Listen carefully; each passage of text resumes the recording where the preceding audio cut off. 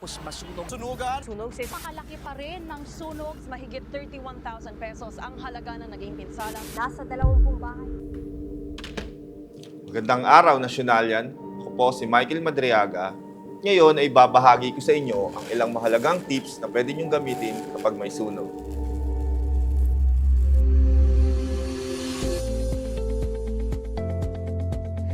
Alalahanin ang pass method, kulang pin, aim sa source, squeeze ang handle, side to side ang pag-spray at siguraduhin na patay ang apoy. Bago umalis, i-check muna ang klase kung kumpleto.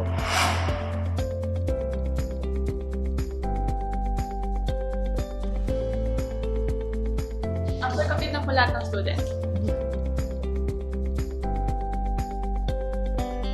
Laging tandaan ang evacuation plan para hindi maligaw. Kapag makapal ang usok, maganda ng disposable wet towel, maaari rin natin gamitin ang ating panyo, basain natin upang pantakip ng ating ilong at ating bibig.